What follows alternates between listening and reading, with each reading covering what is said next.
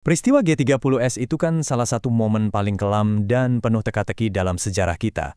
Nah, kali ini kita akan coba bedah pertanyaan utamanya. Siapa sebetulnya yang ada di balik semua ini? Ini dia nih, pertanyaan intinya. Sebuah misteri yang membayangi Indonesia selama puluhan tahun. Untuk menjawabnya, kita nggak bisa langsung lompat ke kesimpulan. Kita harus mundur sedikit, kembali ke rencana awalnya. Oke, untuk bisa mecahin misteri ini, kita harus paham satu hal yang krusial banget.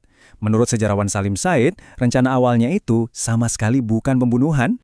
Jadi bukti-bukti yang ada itu nunjukin kalau tujuannya ya buat bawa para jenderal ke hadapan Presiden Soekarno. Ini murni sebuah langkah politik, bukan plot buat menghabisi nyawa mereka. Nah, konteks sejarahnya ini penting banget loh. Aksi semacam ini yang dikenal sebagai daulat ternyata bukan hal baru. Di era revolusi, menculik tokoh politik itu jadi taktik yang ya cukup umum dipakai buat menekan para pemimpin. Oke, jadi kalau ini bukan rencana pembunuhan, terus apa dong motifnya? Kenapa ngambil resiko segede ini buat sebuah penculikan? Coba kita bayangin ya, di awal tahun 60-an, panggung politik Indonesia itu lagi panas-panasnya. Di satu sudut, ada Angkatan Darat yang kekuatannya makin besar. Di sudut lain, ada PKI, dan di tengah-tengah ada Presiden Soekarno yang berusaha menyeimbangkan keduanya.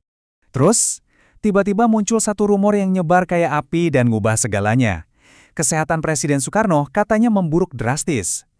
Rumor inilah yang jadi pemicu kepanikan luar biasa, terutama di kalangan pimpinan PKI. Intinya gini, buat PKI, ini tuh masalah hidup dan mati.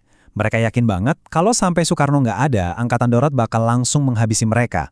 Keyakinan inilah yang mendorong pemimpin PKI, DN Aidit, untuk ngambil langkah duluan. Sekarang, kita masuk ke bagian paling krusial dari cerita ini. Gimana caranya sebuah rencana politik bisa lepas kendali dan berubah jadi tragedi berdarah? Pertanyaan yang langsung muncul di kepala kita kan, jadi siapa yang kasih perintah bunuh? Apa pemimpin PKI, si Aidit? Ternyata bukti-bukti yang ada justru mengarah ke jawaban yang sebaliknya. Menurut Profesor Salim Said, Aidit tuh tahu banget, membunuh para jenderal puncak itu sama aja dengan bunuh diri politik. Angkatan Darat pasti akan murka, dan PKI belum siap untuk pertarungan sebesar itu. Oke, kalau bukan Adit, gimana dengan Presiden Soekarno? Teori ini juga rasanya goyah. Soekarno itu secara pribadi dekat dan suka dengan Jenderal Yani. Bahkan, ada rencana untuk menaikkan jabatannya. Jadi, memerintahkan pembunuhan orang kepercayaannya sendiri, rasanya nggak masuk akal banget. Jadi, apa dong yang sebenarnya terjadi? Nah, teori yang paling mungkin adalah sebuah salah perhitungan yang fatal. Coba kita urut ya. 1. Perintah awalnya itu jelas. Culik para jenderal yang dituduh sebagai Dewan Jenderal. 2. Yang melaksanakan ini adalah para prajurit yang punya afiliasi ideologi komunis. 3. Nah ini dia kuncinya, perintah di lapangan itu super ambigu. Bahwa mereka hidup atau mati. Dan 4. Di tengah kekacauan malam itu, para prajurit di lapangan inilah yang akhirnya mengambil keputusan fatal untuk membunuh. Terus, siapa sih para prajurit di lapangan ini? Nah, buat ngerti ini, kita perlu ngintip sedikit ke dalam tubuh Angkatan Darat sendiri pada masa itu. Jadi, Angkatan Darat waktu itu tuh nggak solid-solid amat. Ada perpecahan di dalamnya. Setelah peristiwa Madiun 1948, banyak prajurit simpatisan komunis yang dilebur masuk ke dalam TNI.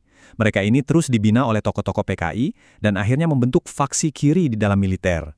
Buat mereka, jenderal-jenderal senior itu adalah musuh kelas, kaum borjuis sayap kanan.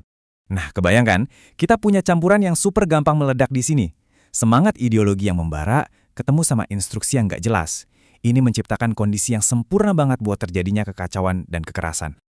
Sekarang, pertanyaan penting lainnya, di mana posisi Jenderal Soeharto, orang yang nantinya justru naik ke puncak kekuasaan dari semua kekacauan ini? Soeharto itu hubungannya dingin sama Panglima Angkatan Darat Ahmad Yani. Dia itu bukan bagian dari lingkaran dalamnya. Jadi bisa dibilang dia itu kayak orang luar dari geng jenderal yang jadi target malam itu, yang menempatkan dia di posisi yang sangat unik. Ini nih salah satu pertanyaan terbesar. Apa Soeharto tahu soal rencana ini? Menurut Profesor Salim Said, jawabannya tuh nggak sesimpel iya atau enggak. Kemungkinan besar, Soeharto itu tahu bakal ada sebuah gerakan. Tapi yang dia tahu itu sebatas rencana penculikan, bukan pembunuhan. Dan ini bedanya jauh banget. Tahu soal rencana penculikan itu satu hal, tapi tahu soal rencana pembunuhan itu hal lain sama sekali. Jadi setelah kita lihat semua bukti-bukti yang ada, kesimpulannya kita nggak nemuin satu dalang tunggal. Gambaran yang muncul justru jauh lebih rumit dan kacau. Coba kita lihat lagi ya alurnya. Semuanya berawal dari kepanikan politik karena rumor kesehatan Soekarno. Ini mendorong PKI untuk bikin rencana menetralisir pimpinan Angkatan Darat. Tapi, rencana yang dieksekusi dengan perintah ambigu ini akhirnya berantakan, berubah jadi pembunuhan, dan akhirnya menjerumuskan Indonesia ke dalam salah satu babak tergelap dalam sejarahnya. Jadi, gimana kalau selama ini kita salah fokus? Gimana kalau dengan terus-terusan nyari satu penjahat, kita malah kehilangan kebenaran yang lebih besar? Mungkin kisah nyata G30S bukanlah tentang satu perintah jahat dari satu orang, tapi tentang sebuah badai sempurna dari kepanikan politik, perpecahan internal, dan sebuah rencana yang lepas kendali menjadi tragedi nasional.